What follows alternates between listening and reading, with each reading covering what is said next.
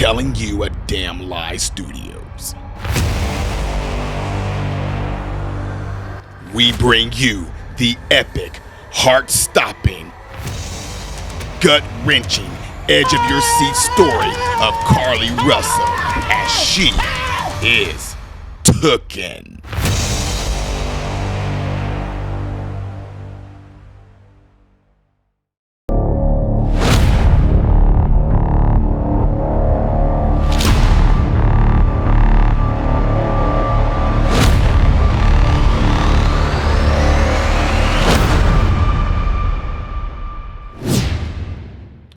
What's going on, folks? I'm Ty Smith, Modern Renaissance Man. Welcome to my channel. I really appreciate you guys all being here this evening. Make sure you follow me on all the platforms you see listed up here and down there and right here, okay?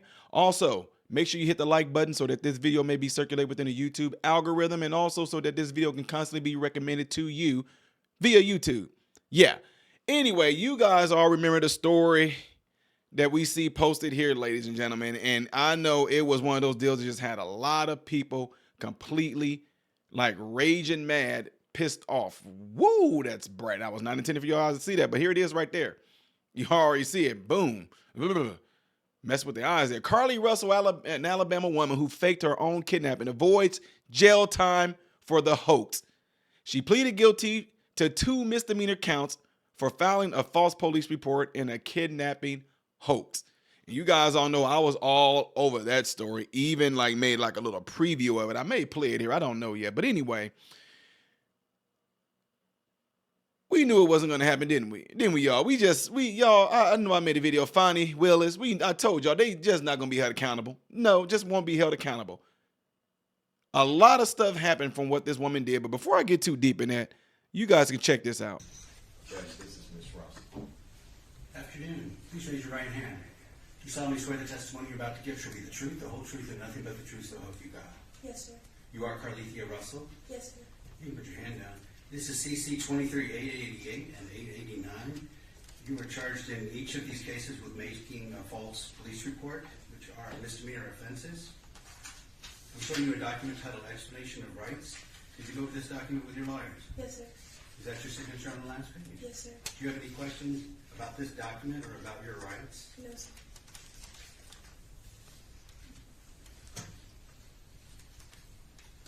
All right then, and there is no plea agreement here. Do you understand that? Yes, sir.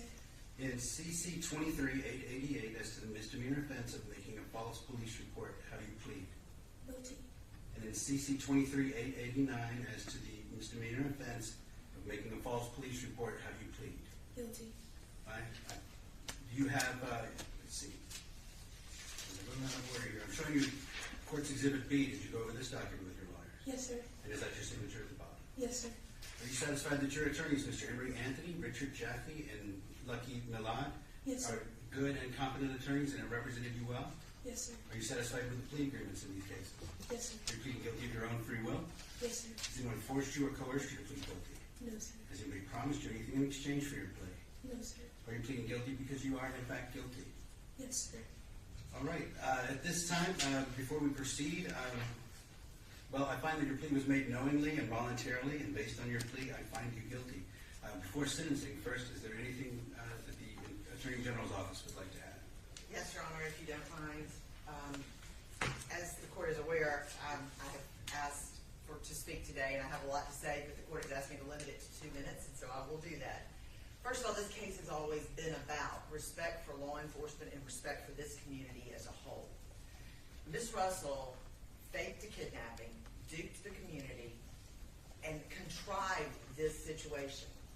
We still, Judge, don't know to this day where she was, how she got there, what she was doing, with whom she was doing it with. Once we figured out that she was supposedly missing, the community got involved. Hundreds of people got involved. They took time away from their families, their work, their fun. Law enforcement got involved, from federal, state to local. And they took time away from their family, their people, their work, other cases that needed to be solved. This has been a case that it was taken advantage of, and it's our contention that Ms. Russell knew this would happen. She had researched it on the computer. She had researched search terms about Amber Alerts and the movie Taken, all of those things. And then, Judge, when she came home, we have ring camera footage of her walking casually down her parents' street, and when she gets in front of her parents' house, she runs up there and starts beating on the door. Police were called. The body cams show that she's flailing around and still perpetuating this ruse that she was kidnapped. The ambulance was called. She goes to the hospital and she finally speaks with law enforcement, and that's when she tells the story about that orange-haired man and woman playing with her hair and eating Cheez-Its. This ruse continues. And it doesn't stop until a couple of days later when her lawyer issues a statement. So I have to say, Judge, that because of this ongoing, complete disrespect for this community as well as law enforcement, it is our contention that she should get some jail time. I understand that it's a misdemeanor. I do. But because of the effect it has had on law enforcement as well as on the community, we feel even if it's weekends in jail or nights in jail, that some sort of incarceration is warranted in this case. I think I kept it under 2 minutes. All right, thank you, Ms. Warnes. All right, is there anything from the defense attorneys? No, sir. Judge, what we're gonna do, we're gonna let Ms. Russell make a statement. Okay, Ms. Russell, before being sentenced, you have a right to make a statement. Is there anything you'd like to say? Yes, sir. Your Honor, I want to genuinely apologize for my actions and the resulting negative impact inflicted onto others. I made a grave mistake while trying to fight through various emotional issues and stress. I am extremely remorseful for the panic, fear, and various range of negative emotions that were experienced across the nation. I want to specifically. So as you can see, they didn't want to hear that. I just want to say that I apologize. No accountability. Again, this is one of the things. Y'all might get tired of hearing it. And I know, listen to me. I know, folks. I know some of you will say, Ty, this is not just a black and white thing. It's not a race thing. But what y'all don't understand, when you are part of this community, in this particular case, we are talking about the black women. It seems that they get incentivized or they don't get punished for the decisions that they made. Not a mistake. Make no mistake that this was not a mistake that she did. This was deliberately and purposefully done. Period. Lies, the deception, the scheming, all of this is not what you would call a mistake. Okay? Now, I'm not going to get deep into a whole lot more of this regarding like all the ins and out of what she did. If you want to, you can always go back and read the story on what this did, how it all unfolded, all the details that came into it. As the details came out, you already knew this was straight a lie, complete lie, complete lie. And now that it's all come out, I told you guys too. I said a whole lot of things is going to happen. There's something that happens naturally within the world. There's going to be some new world eye-catching event. There's going to be some new story, something that's going to happen that will completely overshadow this. For a minute, this was the trending story. It was the trending story.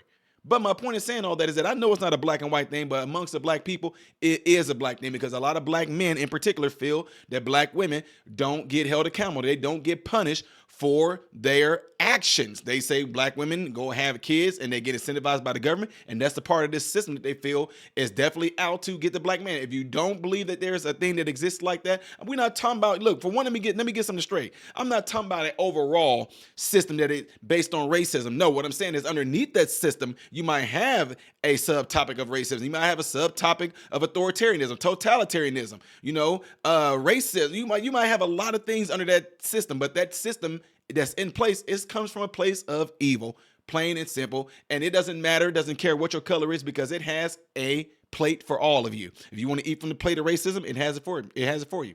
If you want to eat from the plate of transgenderism, fighting against straightism, it has it right there for you. Yes, I said straightism. If you want to have it from a place of women's rights and all this, it has a place for you. If you want to have it for women being mad right now and it's killing them that men are getting into these women's sports, they have a place for you all under that umbrella. Period. Okay? So I understand what y'all getting at, but again, For the ones that come from my community, the community that I go and speak to, the ones that I go to after school programs, things of that sort, even just the young men that I'm helping out right now, these are the things that makes them pissed off, because they would say if it was the other way around and it was this, that a black man did this, oh, he's definitely going to do time. He's definitely going to do time. That's the thing right there. So in a lot of people's eyes, especially the black people, black men in particular, they look at this as there it is again, man. Look, they just keep on. They don't hold them accountable. They don't get in trouble for none of it, period. But I can also flip it on them and say, look what's been happening. The boy that came and shot up the school, he ended up having a dang day. He got out on bail and they had a party for him. He didn't go to jail. We heard about the people that end up doing some shootings in Chicago and even in St. Louis, even in Memphis. They got out, didn't even have to pay no bail. So it's a whole lot of you can pick it. But I think the biggest thing is that because this story became such a prominent thing in a lot of people's eyes, it's just one of the things that's up there. But you can go and find, I'm sorry, when I say it's just one of those things that's up there, I mean, it's just one of those stories that hit mainstream media that everybody knew about. But these small little micro stories that you might want to refer to them as that don't even really make the local news, you have to go and look those up and see that these people posted bail, and when they posted bail, they got out because they didn't have the money to post bail. They just got out after committing heinous crimes, period. So anyway, I just wanted to present this to y'all and let y'all know what the update is on this. And we all knew that was probably not going to come of anything out of this at all, even though she exhausted a lot of resources, caused a whole lot of havoc, caused a whole lot of people that were on the internet, people started looking for this woman, people flying drones, regular citizens started going out and looking at the place that she was at and trying to track some things down, whatever, so... I want to know what you guys' thoughts is on this. Make sure you leave it in the comments below after this video. Don't forget to hit that like button before you guys get out of here. That crazy like button right there. Hit it before you get out of here. Get into those cell phones.